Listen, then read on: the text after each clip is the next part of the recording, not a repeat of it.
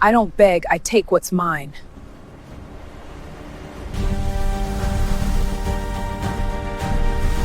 Hajoon pins Isa against their gallery wall at night, her engagement ring catching light, both breathing hard. They found us, she whispers. He kisses her desperately. Then we fight. Glass shatters, screaming. A man's voice from the shadows. Hello, Gatina. Isa's face drains of color, pure terror. Hajoon covered in blood, rage in his eyes, them making love frantically, her crying. An explosion lights up the screen.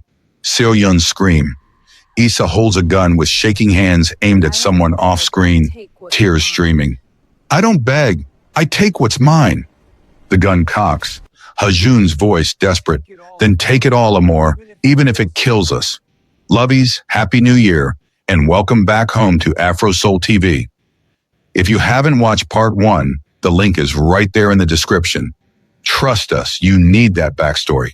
Lovies, our special hug on this blockbuster goes to Shirley Nelson, who has been a front runner in the growth of our community. Her very first comment was the words that opened the floodgates of remarks on our comment section. Afro-Seoul TV is saying a big thank you. If you'd love to get a special hug too, kindly comment where you're watching from and subscribe to our growing community. We only serve tearjerkers, heartbreakers, and of course, game changers. The engagement party was everything Isa had dreamed of. Their art gallery glowed with warm lights, filled with friends, artists, and the family they'd built over 2 years. Afro-Brazilian artwork covered the walls, vibrant and alive, a testament to her mother's legacy finally realized. 2 years of peace, 2 years of building something beautiful from ashes. Hajoon stood across the room, devastatingly handsome in a tailored charcoal suit that showed off his intricate tattoos at his wrists and neck, talking with Daejong and a prominent collector. But his eyes kept finding her, always her. When their gazes locked, the hunger was immediate and electric. Isa excused herself from a conversation with an artist, her body already responding to that look. She moved toward the back hallway, her emerald dress hugging curves that still made him lose his mind after 2 years. She didn't have to wait long. Strong, tattooed hands grabbed her waist from behind the moment she stepped into the storage room, pulling her inside. The door locked. His mouth was on her neck immediately, teeth grazing her skin, sending shivers down her spine. You look stunning tonight, he breathed against her ear, his hands already sliding up her thighs. Hajoon, we have a room full of guests. I don't care. He spun her around, lifting her onto a table stacked with carefully wrapped artwork. Her dress rode up as she wrapped her legs around him, already breathless. I've been watching you all night, wanting to do this. We've been together 2 years, and you still can't control yourself? But she was smiling, already working his belt loose, needing him just as badly. Never! His kiss was desperate, hungry, possessive. I'll want you like this when we're 80. Their bodies came together frantically, both trying to stay quiet and failing. Her head fell back as he moved inside her, his tattooed hands gripping her hips, her nails digging crescents into his shoulders through his expensive shirt. This was them, passionate, consuming, unable to get enough of each other even after 2 years. Mine, he growled against her mouth as pleasure built between them. Always yours, she gasped, feeling herself spiral. When they both shattered, clinging to each other desperately, she felt unexpected tears on her cheeks. She didn't know why. Everything was perfect. Everything was finally perfect. Hey, he cupped her face gently, thumbs wiping away tears, concern replacing the desire in his dark eyes. What's wrong? Nothing. I'm just happy. But even as she said it, unease twisted in her stomach. She'd been having nightmares lately, dreams of Rodrigo that felt too vivid, too real. Dreams where he wasn't just her abuser, but something worse, something she couldn't quite remember when she woke up. You're lying to me. His voice was soft but firm. You've been having nightmares again. I hear you. It's nothing, just stress about the new exhibition. Isa, I'm fine, I promise. She kissed him to stop the questions, and he let her, but she knew he didn't believe her. They cleaned up quickly, fixing clothes and hair, trying to look presentable. When they returned to the party separately, him first, her 5 minutes later, Hajoon caught Issa's eye from across the room and grinned knowingly. The young woman looked healthy and vibrant, her recovery complete, working at the gallery part-time while studying art history at the University of Miami. She'd become like a sister to Issa. "Speech time," Dae-jung called out, his voice cutting through the conversations. He handed Hajoon a champagne glass with a knowing smirk that said he absolutely knew where they'd disappeared to. Hajoon pulled Issa close against his side, his tattooed arm around her waist possessively. The room quieted, all eyes on them. 2 years ago, this woman walked into my life and changed everything. His voice was rough with emotion. She saw past the walls I'd built, past the mistakes I'd made, past every reason I gave her to run. And she stayed anyway. Issa's throat tightened, remembering that first night. The auction. The chemistry that had nearly consumed them both. "Isadora, you're my redemption," Hajoon continued, his dark eyes locked on hers. "My future, my everything, and I can't wait to spend the rest of my life proving I deserve you." The room erupted in applause and cheers. Issa took the microphone with shaking hands, looking around at faces that had become family. Artists she'd discovered and championed, collectors who believed in her vision. Seo-yoon beaming with pride, Dae-jung raising his glass. "My mother always believed art could heal," Issa began, her voice catching, "that it could bring people together across any divide, any border, any difference. This gallery," she gestured at the vibrant Afro-Brazilian artwork surrounding them. "This life, this love." She squeezed Hajoon's hand, feeling his fingers tighten around hers. "It's proof she was right. Between two worlds, beyond all borders, we found home." More applause, more toasts. Issa smiled and accepted congratulations, hugs, promises to attend the wedding. But as the evening continued, as champagne flowed and laughter filled the gallery, flashes of memory kept interrupting. Rodrigo's face, his hands around her throat, the way he'd smile before he hurt her. And something else, something newer. Him standing with her mother in their Salvador home, talking quietly, her mother looking worried. Why was she remembering that now? Had that actually happened? "You okay?" Seo-yoon appeared at her elbow, concern in her young face. "Just tired. It's been a long night." "You've been having nightmares again." It wasn't a question. "Hajoon told me. He's worried." "He shouldn't be. Rodrigo's in prison in Brazil. He can't hurt me anymore." But even as Issa said it, that unease grew stronger. Like her subconscious was screaming something her conscious mind refused to hear. The party continued until nearly midnight. Issa was saying goodbye to the last guests when a commotion erupted at the entrance. A man in an expensive suit pushed through the remaining crowd, his expression professionally cold. "Excuse me, I'm looking for Isadora Tavares." The room went quiet. Issa's smile faltered. "I'm Isadora. You've been served." He handed her a thick manila envelope. "Vanessa Kello is filing for a new trial. She's claiming you fabricated evidence and stole artifacts to frame her for your mother's murder. Her legal team has found multiple witnesses willing to testify that you—" "Get out!" Hajoon's voice cut through the explanation like a blade. He'd crossed the room in seconds, positioning himself between Issa and the process server. "This is a private event. I'm just the messenger, sir. Miss Tavares has 30 days to respond to the—" "I said get out." The threat in Hajoon's voice was unmistakable. The man left the envelope on a nearby table and walked out quickly. The remaining guests exchanged uncomfortable glances. The celebratory atmosphere had shattered like glass. Issa picked up the envelope with trembling hands, barely aware of Seo-yoon ushering out the last guests, of Dae-jung locking the gallery doors. She opened it, scanning the legal documents, and felt the world tilt. "This can't be happening," she whispered. "We had proof.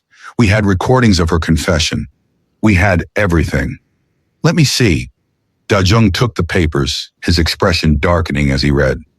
"They're not denying she ran an art smuggling operation. They're claiming you planted the evidence connecting her to your mother's murder specifically, and they have witnesses. His tone made it clear what he thought of that. Who will testify you stole artifacts from Vanessa's legitimate collection to frame her. That's insane. The artifacts were my family's. They were stolen. I know that. You know that. But her lawyers are good. They're creating reasonable doubt. Dae-jung looked at Hajoon. This could actually work. If they get a new trial and these witnesses are convincing enough, she could go to prison. Hajoon finished, his jaw clenched, for destroying her own family's collection to stop Vanessa. Issa felt like she couldn't breathe. 2 years of peace, of building a life, of finally feeling safe, all of it crumbling. What if they win?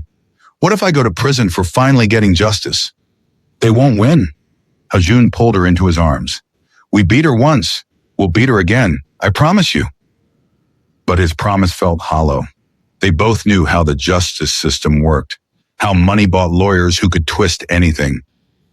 That night, lying in their bed in the penthouse overlooking Biscayne Bay, Issa couldn't sleep. The nightmares felt closer now, pressing against her consciousness. Rodrigo's face kept appearing, not just as the abuser she'd escaped, but in new contexts, standing with her mother, having intense conversations, watching Issa from shadows, like her mind was trying to show her something she'd blocked out. Talk to me, Hajoon murmured in the darkness, his tattooed arm tightening around her waist. I keep dreaming about Rodrigo, about the time right before my mother died. He's in prison in Brazil. He can't hurt you. I know, but Hajoon, she turned in his arms to face him, seeing his features in the moonlight streaming through the windows. What if there's something I missed? Something I didn't see back then because I was too young, too manipulated? Like what? I don't know. But these dreams feel like memories, not nightmares. Like my brain is trying to tell me something. He kissed her forehead, then her nose, then her lips. You were 17 when you escaped him. You survived 3 years of abuse. Whatever you missed doesn't matter now. He's locked away. He can't touch you. She wanted to believe him, needed to believe him. She kissed him deeper, needing the distraction, needing to feel safe. He responded immediately, rolling her onto her back, his body covering hers in a way that always made her feel protected.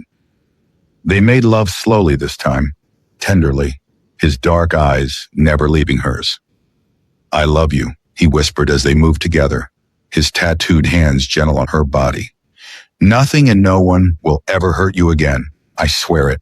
I love you too, she breathed, losing herself in the sensation, in him, in the safety of being loved completely. But afterwards, when his breathing evened into sleep, Issa lay awake staring at the ceiling. The unease wouldn't leave. Something was coming. She could feel it like electricity in the air before a storm.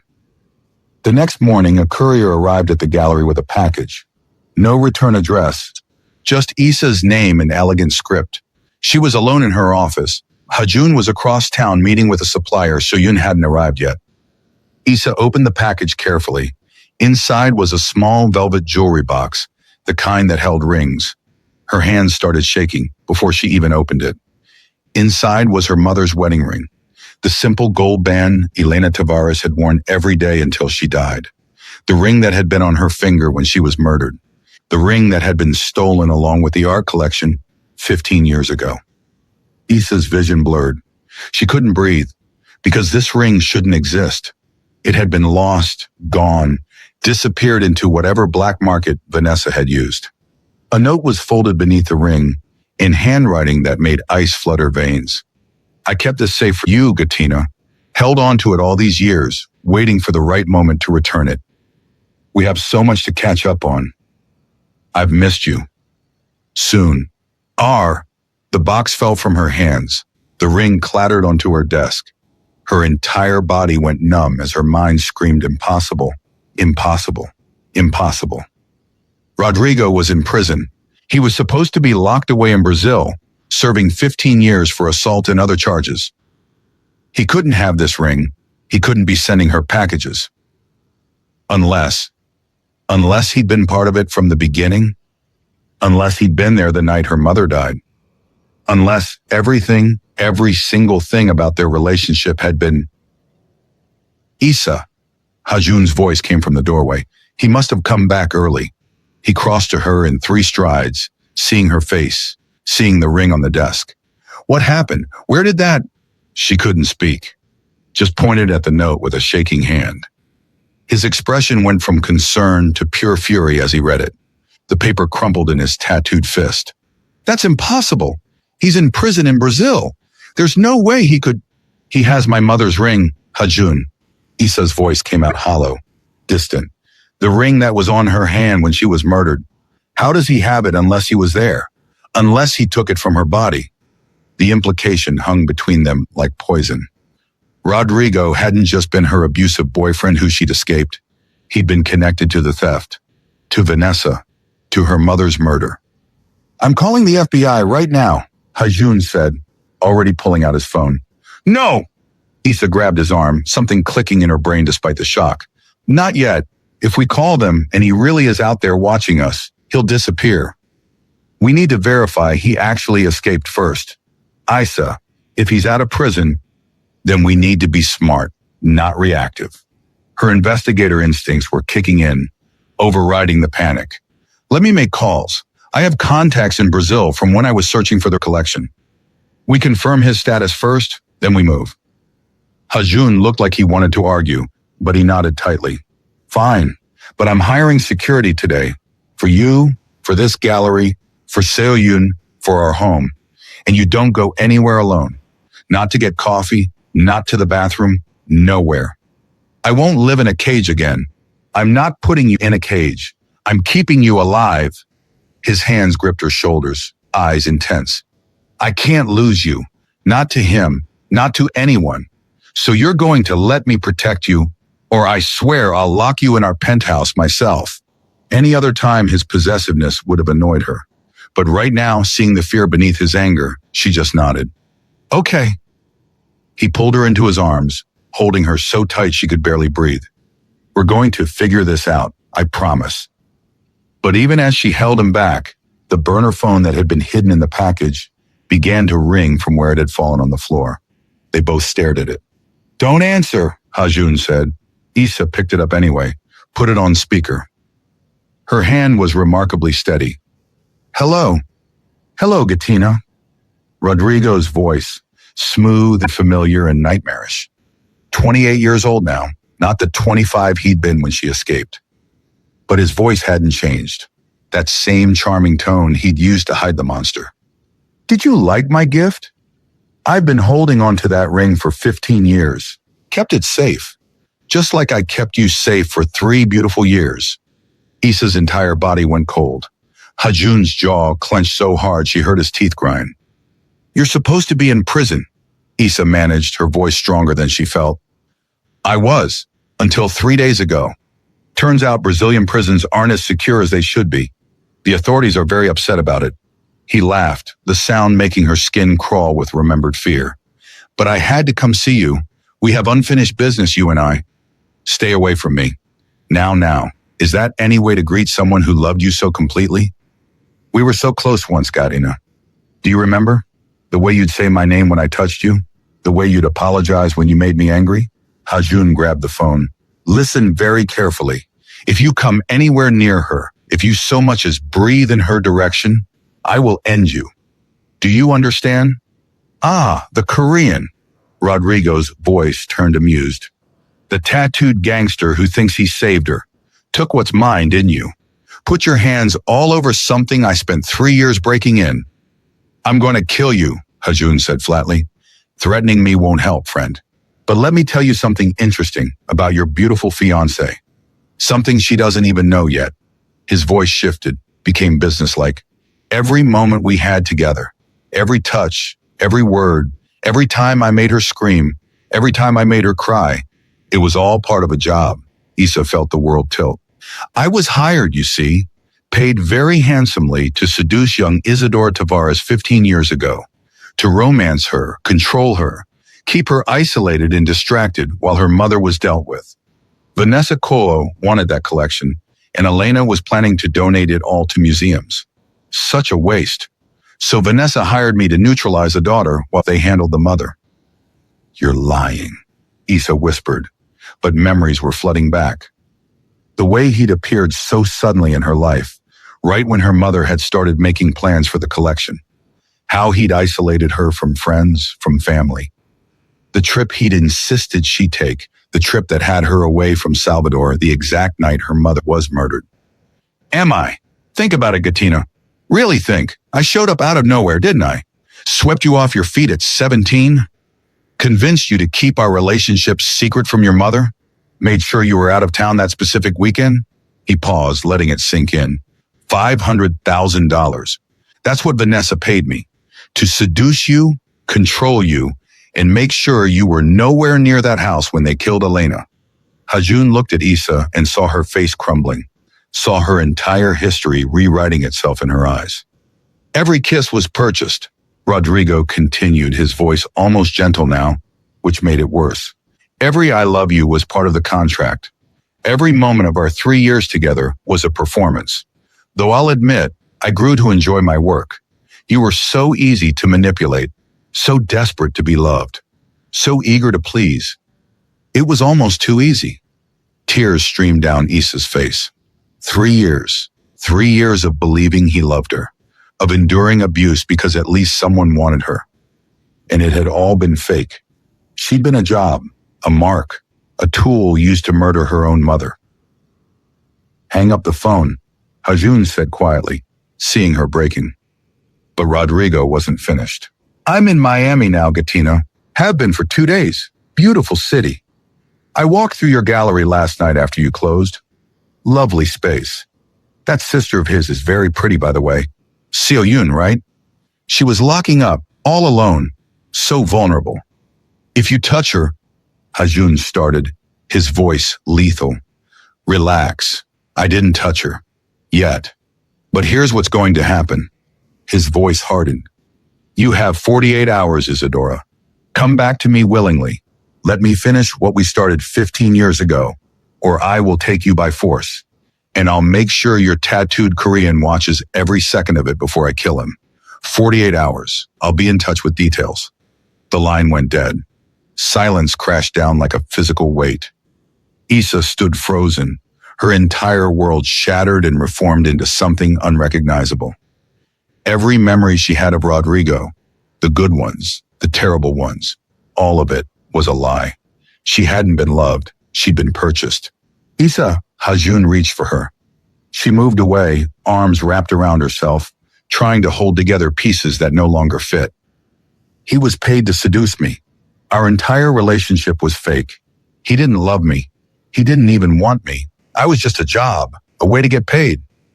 None of that matters now. It matters, her voice cracked. For 3 years I believed him when he said he loved me. 3 years of abuse and control and thinking I deserved it because at least someone wanted me. But he never did. It was all a lie. I was just, her breath hitched. I was just a tool to murder my mother. Hajoon pulled her into his arms despite her resistance, holding her as she began to shake with sobs. Listen to me. What he did, what Vanessa paid him to do, that's on them, not you. You were a kid.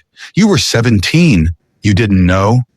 She clung to him, crying into his chest, feeling like everything she'd built her identity on was quicksand.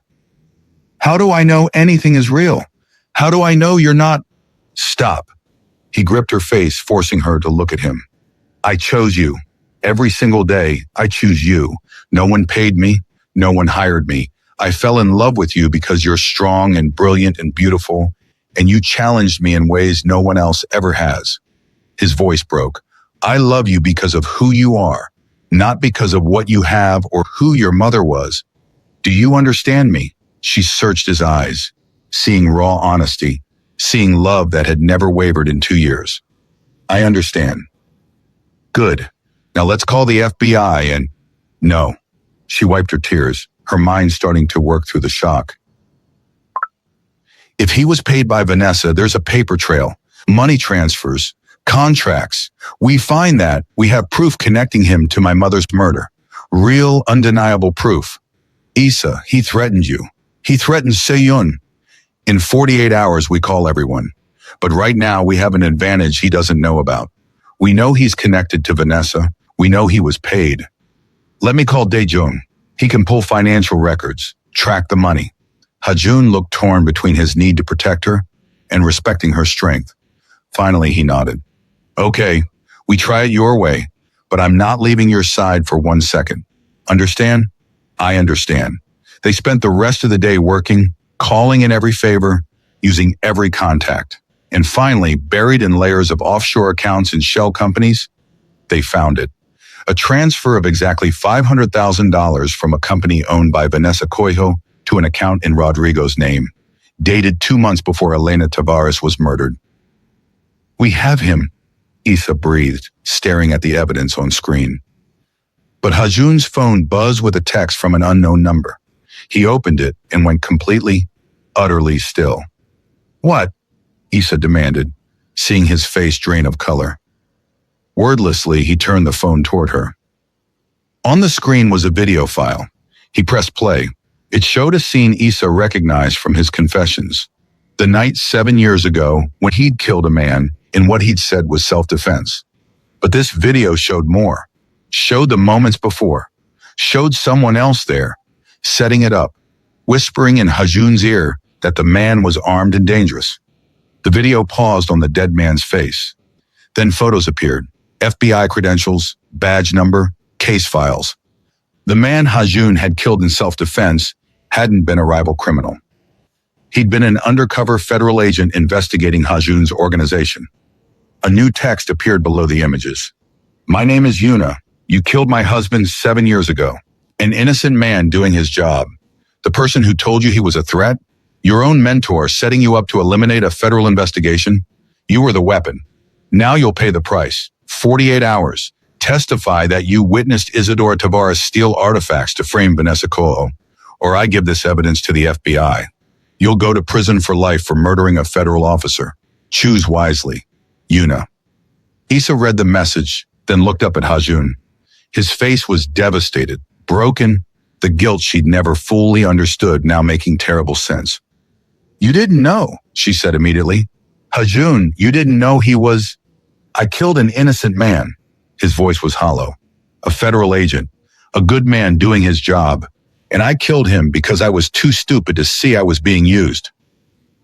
You were manipulated, just like I was. It doesn't matter. He looked at her, his dark eyes filled with anguish. If this comes out, I go to prison for life. Murder of a federal officer. There's no immunity deal that saves me from that. No amount of cooperation. They stared at each other, both realizing the full scope of what was happening. Rodrigo wanted Issa. Yuna wanted Hajoon destroyed. And they had 48 hours to decide, betray each other or lose everything. The war had begun. The silence in Issa's office was suffocating. Hajoon stared at the text from Yuna, the ultimatum burning into his mind. Testify against Issa or go to prison for life for murdering a federal agent. We need to think strategically, Issa said, but her voice shook. There's nothing to think about. Hajoon's jaw was tight. I'm not testifying against you. I'll take whatever comes. And go to prison for life? For killing someone you didn't even know was FBI? She grabbed his arm. That's not happening. What's the alternative? Let them threaten you? Let Rodrigo... He couldn't finish the sentence. I have a plan, Issa took a breath. I'm going to meet Rodrigo, wear a wire, get him to confess everything on tape, the payment from Vanessa, his role in my mother's murder, all of it. Absolutely not. It's the only way. I said no. Hajoon's voice rose. You're not going anywhere near that monster. You don't get to control me, Issa fired back.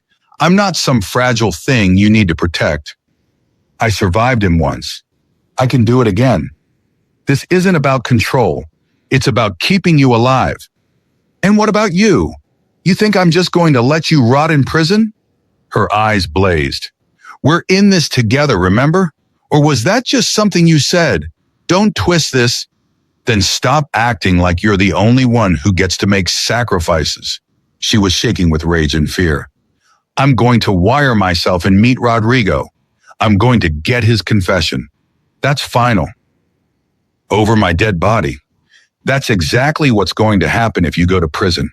They'll kill you in there, Hajoon. Someone will get to you. Better me than you in Rodrigo's hands.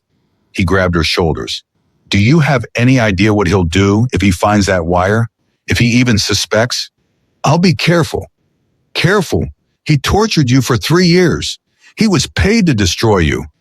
Hajoon's voice cracked. I can't watch him take you again. Then don't watch. Trust me. Tears streamed down her face. Trust that I'm strong enough to do this. I do trust you.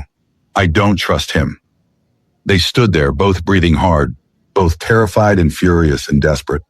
Then Issa grabbed his face and kissed him violently. He responded immediately, years of passion and fear pouring into it. His hands tangled in her hair, pulling her closer. She bit his lip hard enough to taste blood. I hate you for trying to control me, she gasped against his mouth. I hate you for being so reckless, he growled back, walking her backward until she hit the wall.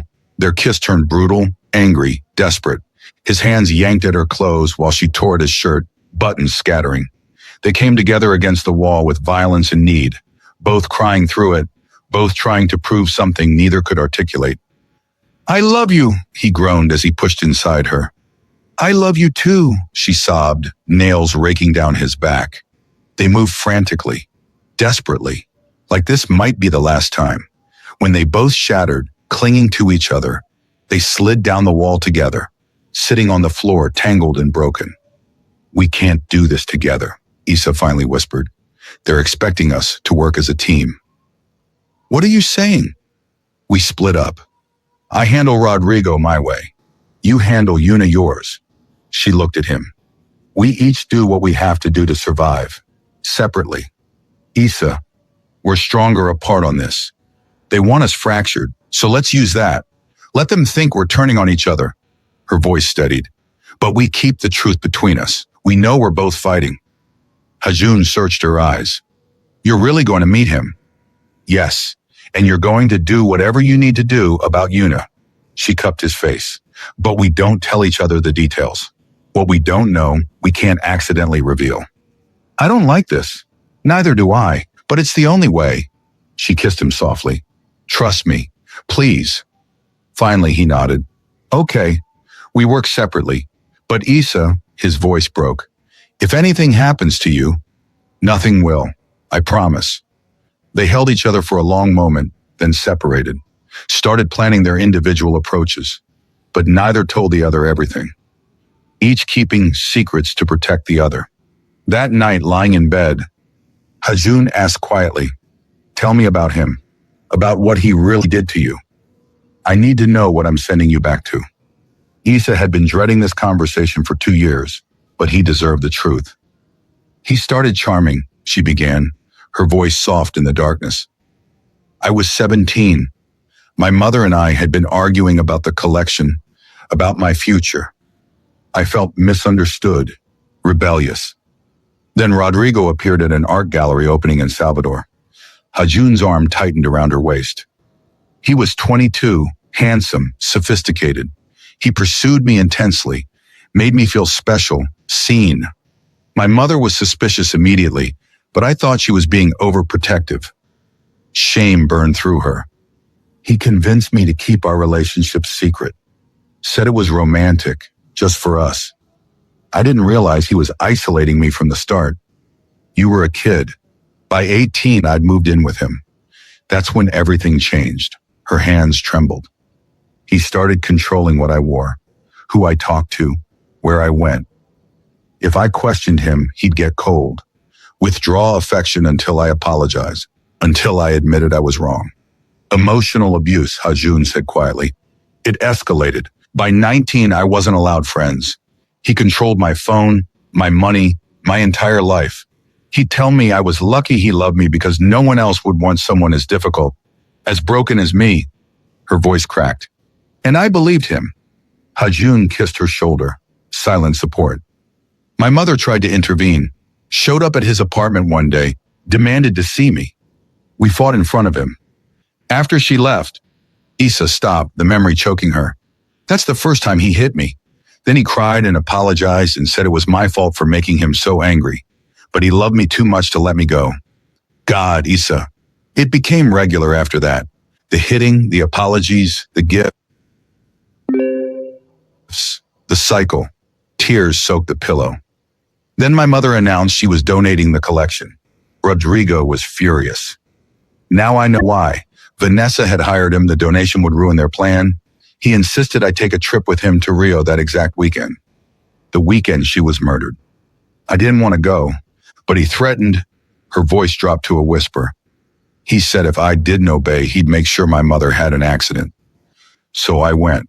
And while we were in Rio, enjoying a fake romantic weekend, someone broke into our home and killed her. Hajoon was shaking with rage, but stayed silent, letting her finish. I came back to find her body. Rodrigo held me while I screamed, acting devastated, the perfect supportive boyfriend. Bitterness filled her voice. It took me 2 more years to escape, 2 more years of abuse before he went on a business trip and I ran. Changed my name back to Tavares, came to Miami with nothing. Started over. How did you finally leave? He went to Sao Paulo for 3 days. I had a window, withdrew every cent I'd saved in secret, bought a one-way ticket, disappeared. She turned to face him. He hunted me for 2 years. I saw him once at an auction in Sao Paulo, hid until he left, then fled the city that night. Eventually, Brazilian police caught him on assault charges. That's when I found out I wasn't his first victim. There were at least 6 others over 10 years. And now he's free, Hajoon said, voice tight with fury. Now he's free and he wants to finish what he started. She touched his face. But I'm not that terrified girl anymore. I'm stronger now, and I have you. Tell me what I can expect. What will he do when he has you alone? He'll try to break me down psychologically first. Make me doubt myself, doubt you, doubt everything. Then he'll escalate to physical control. He likes fear, feeds on it. Her voice was clinical now, detached. He'll want me to beg, to apologize for leaving, to admit I was wrong. And if you don't, then he'll hurt me until I do. Hajoon was quiet for a long moment. Then, you're the strongest person I've ever known. I don't feel strong. You survived 3 years of hell, rebuilt your entire life, hunted down your mother's killers, and you're about to walk back into the lion's den to save both of us. He kissed her deeply. That's strength, Issa. That's courage. She kissed him back, needing his touch, his belief in her. They made love slowly that night, tenderly, both memorizing each other, just in case. The next morning, Hajoon sat her down. My turn. You need to know about the man I killed. Hajoon. No, you told me everything. I owe you the same. He took a breath. His name was David Chen, undercover FBI agent, 32 years old, married to Yuna. Issa listened as he explained about his mentor, Tae-sung, about being told Chen was a threat, about the setup. His voice was hollow, haunted. Tae-sung set up the meeting, said we were negotiating. When I got there, Chen reached for something in his jacket. Tae-sung yelled gun and his voice broke. I shot him 3 times. He died instantly. What was he reaching for? His phone, to call for backup. Hajoon's hands shook. He was unarmed, just doing his job. And I killed him because I was too trusting, too stupid to see I was being used. You were 24 and loyal to someone you thought was family. Doesn't matter. I pulled the trigger. That man died because of me. He looked at her. I deserve whatever Yuna does to me. Stop. Issa grabbed his hands. You were manipulated, set up deliberately to eliminate a federal threat. That's on Tae-sung, not you. The law doesn't care about intentions. Then we prove you were manipulated. Show you had no idea Chen was FBI. She stood pacing. Dae-jung worked with you back then. He might remember details, communications, something that proves Tae-sung was lying to you. Even if we prove that, I still killed him. But it changes the charge, changes everything. She pulled out her phone. Let me call Dae-jung. While she made calls, Hajoon sat staring at his tattooed hands. The same hands that had killed an innocent man. The same hands that now held Issa, protected Seoyun, built a legitimate life. Could those hands be redeemed? Dae-jung arrived within the hour. When they explained everything, his face went pale. I remember that night, he said slowly. Tae-sung had me doing surveillance on Chen for weeks. Following him, documenting patterns. At the time, I thought we were being cautious. But looking back, Hajoon pressed. Looking back, he was studying Chen, finding the perfect time and place for the kill. Dae-jung pulled out his laptop. I kept records, financial ones. Tae-sung paid me $30,000 for that surveillance work. Let me see if... He typed rapidly. Yes, here. 3 payments over 6 weeks, coded as consulting. That's something, Issa said, but we need more. There's another payment. Dae-jung's face was grim. $200,000, 2 days before Chen was killed. He stopped, staring at the screen. To who? Hajoon demanded. To an account belonging to Yuna Chen. The room went silent. He paid Chen's wife? Issa said slowly. Before the murder? Wait, Dae-jung kept typing. Yuna made transfers from that account, multiple ones, including, he turned the laptop around, $500,000 to one of Vanessa Ko's offshore companies. Understanding crashed over them like ice water. Yuna was working with them, Issa breathed. With Vanessa, with Tae-sung. She was part of the conspiracy. Which means she's not here for revenge, Hajoon said, his voice hollow. She helped kill her own husband. This is about something else. Tying up loose ends, Issa finished. We destroyed Vanessa.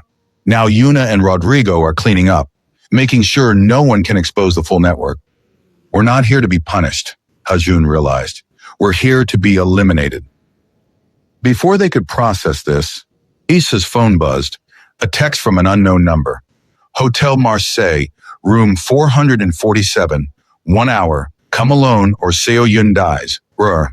She looked at Hajoon. It's time. Issa, wire me, I'm going in. Dae-jung produced a tiny wireless microphone, nearly invisible. They attached it carefully, tested it. Issa changed into jeans and a loose shirt, easy to search, but the wire was hidden well. If anything goes wrong, Hajoon started. It won't. She kissed him. I'll get his confession and we'll end this. I love you. I love you too. She left, not looking back. If she looked back, she'd lose her nerve.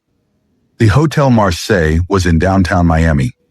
Issa took an Uber, checking constantly to see if she was followed. Room 447 was on the 4th floor. She stood outside the door, taking deep breaths, preparing herself. Then she knocked. Rodrigo opened the door, and seeing him again after 4 years made her knees weak. He looked the same. Handsome, charming smile, expensive clothes. The monster dressed as a prince. Gatina, he said warmly, like they were old friends. You came. You threatened Seoyun. I had no choice. There's always a choice. You chose me. He stepped aside.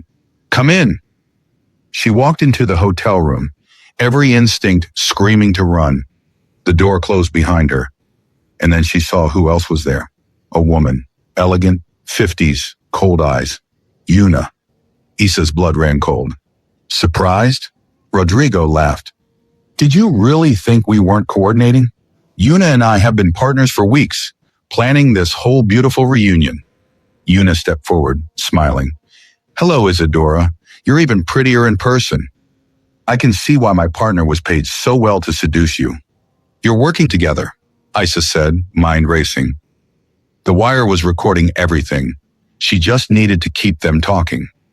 From the start, Yuna confirmed. Did you think this was about revenge? About justice? She laughed. This is about survival. Yours and Hajoon's existence threatens everything. You exposed Vanessa, but you don't know about the others. The network is bigger than one woman. What network? The one that's been moving stolen art and other valuables across 3 continents for 20 years. Rodrigo circled her like a shark. Vanessa was one node. Tae-sung was another. There are others, and you two, he gestured at her, are loose ends that need cutting. Keep them talking, Issa thought. Get everything on tape. But then Rodrigo stopped circling, looked at her carefully. You know what's interesting, Gitana? You're not scared enough. I'm terrified. No. He stepped closer. You're performing. Just like I used to perform for you. His hands shot out, grabbing her collar. He ripped her shirt open and found the wire. Well. He tore it off her, crushing it under his boot. Did you really think I was that stupid? Issa's heart stopped. Una pulled out her phone, made a call, put it on speaker. A man's voice. Agent Morrison, FBI. Who am I speaking with? This is a courtesy call, Una said. Hajoon Yon is at your office right now, isn't he? About to testify against Isadora Tavares? I can't confirm. You don't have to. Just listen to what he says very carefully, because it's all a lie. We'll be in touch. She hung up, then played a recording. Oh, Hajoon's voice. Isadora Tavares stole artifacts from Vanessa Coelho's collection. Issa's world shattered. He was doing it. He was actually testifying against her. But then his voice continued. Is what you want me to say, but it's a lie. I'm not going to destroy the woman I love to save myself. Arrest me if you need to. I killed David Chen. I'll take responsibility, but I won't betray Issa. Relief and horror crashed through her simultaneously. Touching, Rodrigo said. He chose you over his freedom. How romantic. He grabbed her throat. Too bad it doesn't matter. You're both dead anyway. Issa's self-defense training, 2 years of secret classes since moving to Miami, kicked in. She twisted, broke his grip, brought her elbow up into his nose, blood sprayed. You little, he lunged for her. She dodged, grabbed a lamp, smashed it across his head. He went down hard. She ran for the door. Una blocked her way, pulled a gun. I don't think so. Wei and Issa froze. Here's what's going to happen, Una said calmly. You're going to call Hajoon. Tell him you're fine, that you got Rodrigo's confession and you're coming home. And then her phone rang. She answered, keeping the gun trained on Issa. Yes? It's done, someone said on the other end. Device is armed. 10 minutes. Una smiled. Perfect. She looked at Issa. There's a bomb in Seoyun's apartment. It goes off in 10 minutes. You can try to save her, she gestured to the door, or you can stay and capture us. Your choice. Issa's mind raced. 10 minutes. Seoyun's apartment was 15 minutes away. Choose quickly, Una said. 9 minutes, 30 seconds now. Rodrigo was getting up, blood pouring from his broken nose. Issa looked at them both. The people who'd destroyed her mother, who'd tortured her, who'd ruined Hajoon's life. Then she ran for the door. Smart girl, Rodrigo called after her. Family first, just like your mother taught you. Issa sprinted down the hallway, hitting the stairs, calling Hajoon as she ran. Issa, where are you? Are you okay? Seoyun's apartment. Bomb. 9 minutes. Meet me there. She burst out of the hotel, screaming for a taxi. Behind her, in room 447, Una looked at Rodrigo. Think she'll make it in time? Doesn't matter. He wiped blood from his face. Either way, they're both destroyed. That's all we needed. They walked out calmly, disappearing into Miami's streets. And Issa raced against the clock that was counting down to either save an innocent life or watch another person she loved die. The choice had been made. Now she just had to live with it. Issa burst out of the taxi before it fully stopped, throwing cash at the driver. Seoyun's apartment building was already surrounded by police cars and fire trucks, their lights painting the night in red and blue. Smoke poured from upper windows. 8 minutes, someone shouted. Hajoon's car screeched to a halt beside her. He jumped out, his face wild with terror. Where is she? Still inside. A firefighter tried to hold them back. The building's been evacuated, but my sister is in there. Hajoon tried to push past. 2 officers grabbed him, restraining him. Sir, you can't go in there. Seoyun! Hajoon's scream tore through the night, raw and desperate. Seoyun! Issa looked up at the 4th floor where Seoyun's apartment was. Smoke billowed from windows. The bomb squad was still setting up their equipment. Too slow, too methodical. 7 minutes left. She made a decision. While everyone focused on restraining Hajoon, Issa slipped past the barricade and sprinted for the building entrance. "Hey, stop!" a voice yelled behind her. She didn't stop. She hit the stairwell at a full run, taking steps 2 at a time. The smoke got thicker as she climbed, burning her lungs. 3rd floor, 4th floor. Her chest screamed for air. Seo-yun's apartment door hung open. Issa dropped low where the air was slightly clearer and crawled inside. "Seo-yun!" No answer. Just the crackling of small fires starting from the bomb's timer mechanism somewhere in the bedroom, the acrid smell of burning chemicals. "Seo-yun!" Issa crawled forward, eyes streaming tears from the smoke. She found the young woman in the bedroom, collapsed beside her bed, unconscious from smoke inhalation. "No, no, no!" Issa checked for a pulse. Still there, thank God. "Seo-yun, wake up!" The girl's eyes fluttered weakly. "Issa, what's—" She coughed violently, her whole body convulsing. "We have to go. Right now." Issa draped Seo-yun's arm over her shoulders, hauling her upright. The young woman was dead weight, barely conscious, her legs buckling. Behind them in the bedroom, the digital display on the device glowed an angry red. 4 minutes. They staggered into the hallway. The smoke was worse now, thick and black, visibility down to almost nothing. Issa could barely make out the stairwell entrance. Her lungs burned with every breath. Seo-yun coughed and gasped beside her, growing heavier. "Stay with me," Issa urged through gritted teeth, half carrying, half dragging her toward the stairs. "Just a little further. Hajoon is waiting." 3 minutes. They reached the stairwell and started down. Seo-yun stumbled on the first step, nearly taking them both down the flight. Issa caught her, every muscle in her body screaming in protest. "I can't," Seo-yun gasped, her voice barely audible. "Yes, you can. Your brother needs you. Move." Issa practically carried her down the stairs. They made it to the 3rd floor landing, then 2nd. Issa's vision was going dark at the edges from smoke inhalation and exhaustion. Just keep moving.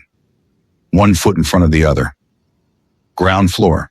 The exit was right there, glowing with emergency lights through the smoke. 50 feet that felt like miles. 2 minutes. Firefighters rushed in the moment they saw them, grabbing both women, pulling them out into the blessed night air. Issa and Seo-yun collapsed on the pavement, paramedics immediately shoving oxygen masks over their faces. "Issa! Seo-yun!" Hajoon broke free from the officers restraining him, dropping to his knees beside them on the concrete. He pulled Seo-yun into his arms first, then reached for Issa with his other arm, trying to hold them both at once. Oh God, you're alive! 1 minute. Everyone back!" The bomb squad commander's voice boomed. "Take cover now!" Strong hands pulled them behind fire trucks. Hajoon wrapped his body around both women, shielding them with everything he had. 30 seconds. Issa watched the building through streaming, smoke-damaged eyes, clutching Hajoon's shirt with one hand and holding Seo-yun's hand with the other. 20 seconds. 15. 10. The explosion was massive. The entire 4th floor erupted in a ball of flame and flying debris, windows shattering outward in a deadly spray of glass and twisted metal. The shockwave hit them even behind the trucks, a wall of superheated air and deafening sound that made their ears ring. Fire consumed the upper floors, black smoke billowing into the Miami night sky. Then relative silence, broken only by the roar of flames and the sound of Seo-yun sobbing into Hajoon's chest. Issa stared at the inferno, her mind slowly processing how close they'd come to death. 30 seconds. They'd escaped with 30 seconds to spare. "You're completely insane," Hajoon said to Issa, his voice breaking with emotion. "You could have died in there." "So could she." Issa coughed, her throat raw and damaged. "I wasn't going to let that happen." He pulled her closer with his free arm, the three of them huddled together on the pavement while the building burned like a funeral pyre behind them. "Thank you," he whispered, his face pressed into her hair. "Thank you for saving her. Thank you for being so brave and so reckless and so perfect." At the hospital hours later, Seo-yun was admitted for smoke inhalation, and treated for minor burns on her arms where falling debris had caught her. The doctors said she'd be fine. Her lungs would recover. The burns were superficial. She just needed observation and rest. Issa sat in the emergency room getting oxygen treatment, her own lungs aching with every breath, her throat feeling like she'd swallowed broken glass. Hajoon paced between both rooms like a caged animal, unable to sit still, checking on his sister, then checking on Issa, then back to Seoyun again, as if he couldn't quite believe they were both alive. "Oppa, I'm okay," Seoyun told him for what felt like the 100th time when he appeared in her doorway again. Her voice was hoarse but steady. "Stop hovering. I almost lost you." Hajoon sat heavily on the edge of her hospital bed, looking years older than he had that morning. "This happened because of me, because of my past, because of the choices I made." "Stop it." Seoyun grabbed his hand firmly. "This happened because bad people exist and they do terrible things. Not because of you." She looked past him to where Issa sat in the hallway, still on oxygen. "She ran into a burning building with a bomb in it to save me. A building that exploded 30 seconds after she got me out. That's the woman you're marrying, Oppa. That's what family means." Hajoon's eyes filled with tears. He leaned down and kissed his sister's forehead gently. "Get some rest. I'll be right outside if you need anything." He went to Issa, collapsing into the chair beside her. Neither of them spoke for a long moment, both too exhausted and overwhelmed for words. "It's over," Issa finally said, her voice barely above a raspy whisper. "They tried to kill us and they failed. Now we go to the FBI with everything we know.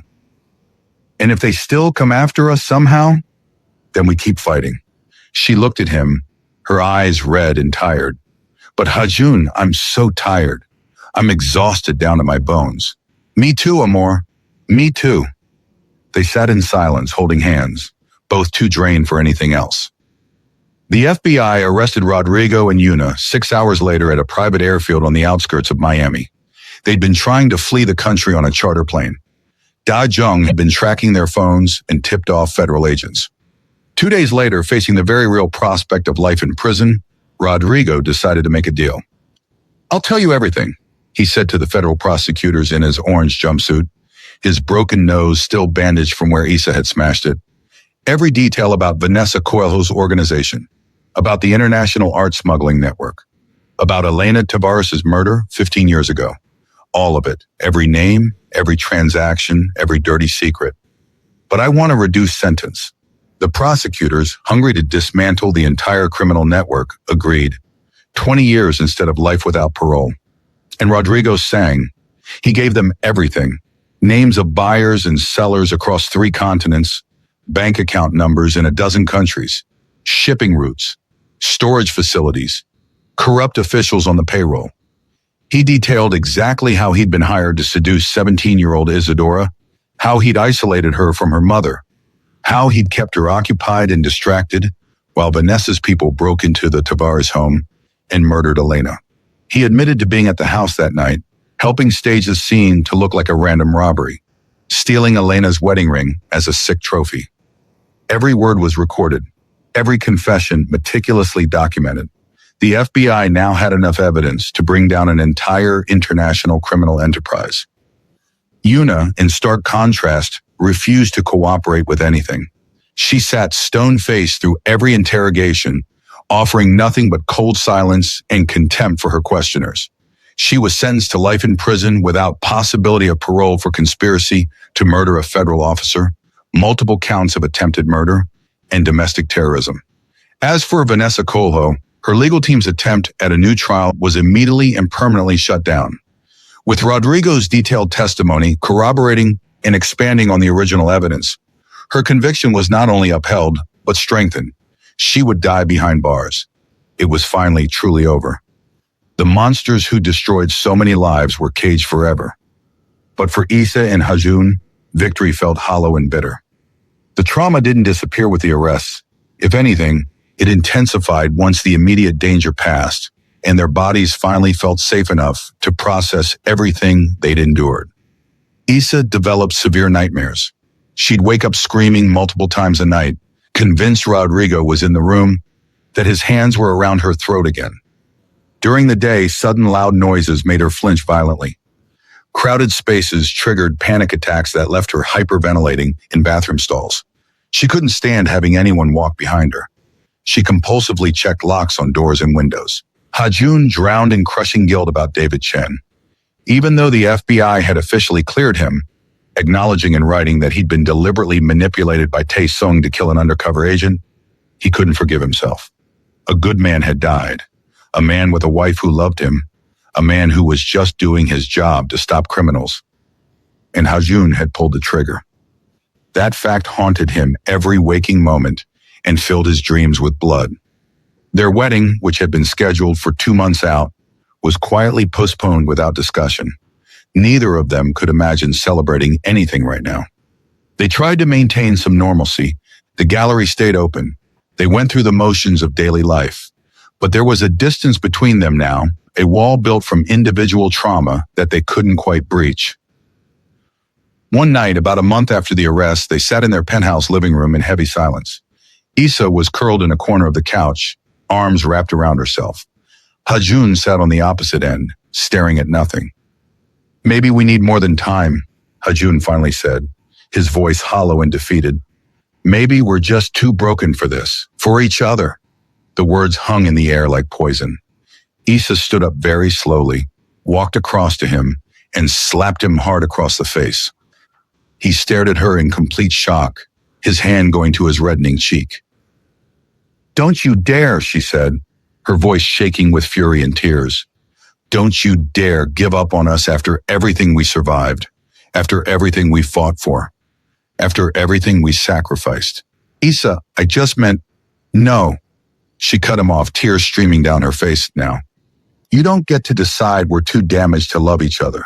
You don't get to throw away what we built just because healing is hard and messy and painful. I'm trying to be realistic." "Realistic? I'll tell you what's realistic." She grabbed his face, forcing him to look at her. "I'm broken too. I'm terrified and traumatized and having panic attacks in grocery stores. Some days I can barely get out of bed. Some days I can't let you touch me because I feel his hands instead of yours. But I'm not giving up on you. So you don't get to give up on me." "I'm not." His voice cracked. "I don't know how to be okay anymore. I don't know how to be the man you deserve." "Then we figure it out together. We get help. We do the hard work." She was crying openly now. "We survived them, Hajoon. We can survive this too. We can survive ourselves." He pulled her into his arms and they both broke down, crying together for the first time since everything had ended, finally letting themselves feel the full weight of what they'd been through. "I'm sorry," he whispered into her hair. "I'm so sorry. I'm just lost right now." "Then let me help you find your way back." She pulled back to look at him, her hands on his tear-stained face. "We do this together. No more talking about being too broken. We fight through it. Together." He nodded, unable to speak, and kissed her desperately. The next day, they made appointments with therapists, individual sessions for each of them, and a couples counselor who specialized in trauma. The therapy was brutal, unpacking years of abuse, manipulation, guilt, and fear. Learning to communicate through the walls they built. Learning that healing wasn't linear, that bad days didn't erase progress, that love sometimes meant giving each other space to fall apart. Some days were good, days when they could laugh together over breakfast, work side by side at the gallery, fall asleep peacefully in each other's arms. Other days were terrible, days when Issa couldn't let Hajoon touch her at all because any physical contact triggered vivid flashbacks of Rodrigo's abuse. Days when Hajoon would lock himself in his office for hours, spiraling into self-loathing so deep he couldn't hear her voice through it. They fought more than they ever had in their relationship. Vicious arguments that started over nothing. Dishes in the sink, a missed appointment, and exploded into screaming matches about trust and fear and whether they were going to make it. But they always came back to each other, always chose to stay, to try again, to keep fighting. 3 months after the bomb, they attempted physical intimacy for their first time. It started gentle, Hajoon kissing her softly, his hands careful and questioning on her body, letting her set every boundary. But when he moved to position himself over her, Issa's body suddenly locked up. Panic flooded her system, irrational and overwhelming. Stop, stop, I can't. She pushed at his chest, her breathing rapid and shallow. He rolled off immediately, horror and guilt written across his face. I'm sorry, I'm so sorry, I shouldn't have. It's not you. Issa was crying now, curled into a protective ball. I wanted to, I want you, but I couldn't breathe, I couldn't. Shh, you don't have to explain. He held her carefully, giving her space while still being close enough to ground her. We don't have to do anything, ever. That part doesn't define us. I love you regardless of whether we ever. I want to feel normal again, she sobbed into his shoulder. We will, eventually. There's no timeline for this. He kissed her hair. We heal at whatever pace we need to. They lay together for hours that night, just holding each other, and somehow that felt more intimate than anything physical could have been. It was 2 weeks later when Issa initiated, carefully and deliberately, taking complete control of every movement and touch. And this time when they came together, they both cried through it, not from pain or fear, but from the overwhelming relief of reconnecting, of proving to themselves that they could still have this despite everything that had tried to destroy it. I love you, she sobbed against his shoulder as they moved together. I love you too, he breathed, holding her like she was made of something precious and irreplaceable. So much, so much. Afterward, tangled together in their sheets, Issa said quietly, I think maybe we should try again. Try what? The wedding. Not right away, but maybe in a few months, when we're stronger. Hajoon was quiet for a moment. Then he pulled her closer. Yeah, I'd like that. You sure? I've never been more sure of anything. He kissed her forehead. You're it for me, Issa. Broken pieces and all. Broken pieces and all, she echoed, and finally felt like maybe they were going to be okay. 6 months after the bomb, they decided it was time. The wedding would be small and intimate, just the people who mattered most. They held it in their gallery, surrounded by the vibrant Afro-Brazilian artwork that represented everything Issa's mother had dreamed of, everything they'd fought to preserve. Issa wore a simple white dress that hugged her curves beautifully, elegant and understated. And on her finger, she wore her mother's recovered wedding ring, the one that had been stolen 15 years ago, the one Rodrigo had kept as a trophy, now reclaimed and worn with pride. Hajoon stood at the makeshift altar in a dark tailored suit, and when Issa walked toward him down the aisle between artwork, he had to blink back tears. But what made Seo-Yun gasp from her seat was when he unbuttoned his collar slightly, revealing fresh ink over his heart. Isadora, in beautiful script, tattooed permanently above where his heart beat. The ceremony was officiated by a judge they'd befriended during the legal proceedings. Daijong stood as Hajoon's best man. Seo-Yun, fully recovered and glowing with health, stood as Issa's maid of honor. A small group of artists from the gallery filled the chairs, the family they'd chosen. When it came time for vows, Issa's hands trembled as she held Hajoon's tattooed ones. I take you with all your broken pieces, she began, her voice thick with emotion. With your guilt and your nightmares and your past that haunts you, because you're the only person who sees all of mine, every scar, every fear, every damaged part of me. And you love me anyway. You're my home, Hajoon. My safe place in a world that tried to destroy me. And I choose you. Every single day, through every struggle, I choose you. Tears streamed down her face. Half the room was crying with her. Hajoon's voice cracked when he spoke, barely holding it together. I take you with all your scars. Every single one of them proves you survived hell and came out stronger. You're the strongest, bravest, most beautiful woman I've ever known. You saved my life. You saved my sister. You saved my soul when I thought it was beyond redemption. He squeezed her hands. And I promise to spend every single day for the rest of my life proving I'm worthy of that gift, proving I deserve your love. I'll never stop fighting for us, Issa. Never. There wasn't a dry eye in the gallery. Even Daejong was openly crying. The judge smiled through her own tears. By the power vested in me by the state of Florida, I now pronounce you husband and wife. You may kiss. Hajoon pulled Issa close and kissed her deeply, pouring years of love and struggle and triumph into it. The small crowd erupted in applause and cheers.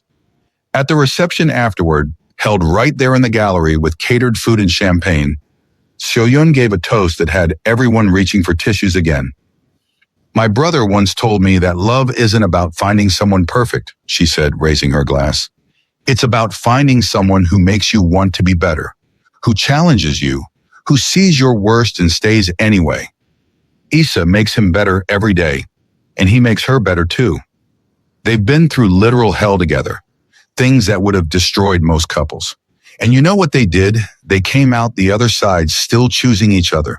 That's not just love. That's forever. That's unbreakable. She looked at them both with fierce affection. Welcome to the family officially, Unnie.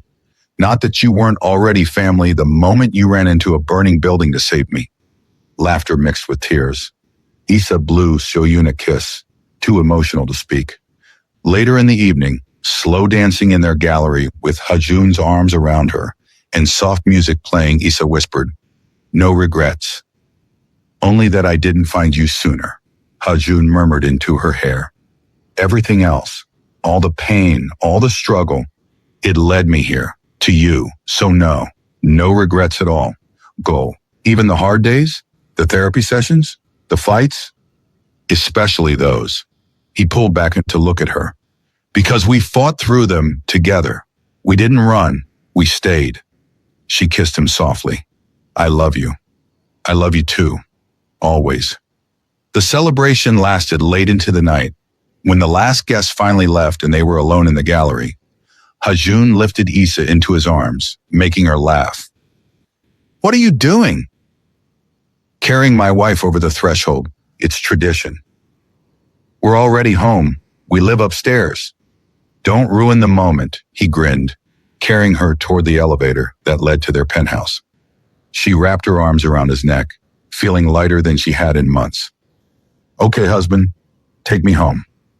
The months that followed weren't perfect. They still had hard days. Issa still had nightmares sometimes. Hajoon still struggled with guilt, but they faced everything together with therapy and patience and the unwavering commitment they'd made to each other. The gallery thrived. Issa's foundation in her mother's name, providing resources and support for domestic violence survivors, grew and helped dozens of women escape dangerous situations. Seoyun's art authentication business became one of the most respected in Miami, operating out of an office in their building. They built a life, a real one that honored the past without being imprisoned by it. Lovies, if you're not sobbing right now, go back and watch it again because you missed something.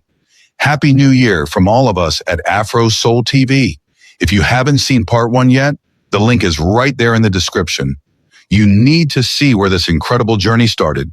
Between two worlds, beyond all borders, we promised you tearjerkers, heartbreakers, and game changers. And Issa and Hajoon just delivered everything and more. Where are you watching from right now? Drop a comment. New York, Nairobi, Seoul, Sao Paulo, London, Dubai. Let's see how far their love story has traveled around the world. And if you're still breathing after that ending, smash that subscribe button because we've got more stories coming that'll wreck you and heal you at the same time. Welcome home, lovies. This is what we do. 1 year after the wedding, Issa stood in their gallery late at night, unable to sleep. Her hand rested on her swollen belly, 6 months pregnant. The baby kicked against her palm, active even at this hour. She was terrified, excited, overwhelmed, all of it at once. Hajoon appeared from the back office, clearly having the same sleepless problem. Can't sleep either? Your daughter won't stop doing gymnastics in there, Issa smiled despite her exhaustion. He crossed to her, wrapping his arms around her from behind, his tattooed hands coming to rest protectively over where their baby grew. She's just excited to meet us. What if we're terrible at this? At being parents? The fear she'd been holding in came tumbling out. What if we mess her up with all our baggage? What if our trauma damages her? Hajoon turned her gently to face him. We probably will mess her up a little, he admitted honestly. Nobody's perfect, but we'll love her with everything we have. We'll protect her. We'll get her therapy from day one if she needs it. Issa laughed despite herself, tears in her eyes. That's your big parenting plan? Love her and get her therapy? It worked for us, didn't it? He smiled, wiping away her tears with his thumbs. We're going to be okay, Amor. All three of us. We survived the absolute worst. We can handle a baby. You say that now. Wait until we haven't slept in 3 months and she's screaming at 2 a.m. Then we'll be exhausted and covered in baby vomit together. He kissed her forehead, just like we've done everything else. Together. She looked around their gallery, the beautiful space filled with art that honored her mother's legacy. The thriving business they'd built from nothing. Seo-Yun's company operating upstairs. The life they'd created from literal ashes and blood and trauma. We actually did it, she said softly, wonder in her voice. We built something beautiful out of all that pain.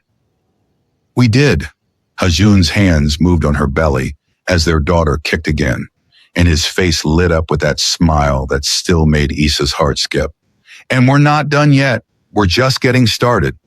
They swayed together in the emptiest gallery. No music playing, just the two of them and the life growing between them. Outside the windows, Miami hummed with late-night energy. Inside, they had everything they'd ever fought for. I love you, Issa whispered, one hand covering his tattooed one on her stomach. I love you too, Hajoon murmured back, kissing her temple. Always and forever. Their hands intertwined, his tattooed fingers laced with hers, both resting on the precious life they'd created together. A daughter who would be born into a world of love and art, and two parents who'd survived hell to give her everything. She'd grow up hearing stories about her grandmother, Elena, who believed art could heal, about her parents who'd loved each other through impossible circumstances, about her aunt, So-Yun, who was brave and brilliant, about chosen family and fighting for what matters and never, ever giving up. Between two worlds, beyond all borders, they'd found their home, and they'd protect it fiercely, love it completely, nurture it endlessly. The monsters were caged. The past was honored, but not controlling them. The future stretched ahead, full of possibility. Issa and Hajoon stood in their gallery, holding each other and their unborn daughter. And for the first time in years, they felt nothing but peace. They'd made it. Against all odds, through all the darkness, they'd made it to the other side. Together. Always together.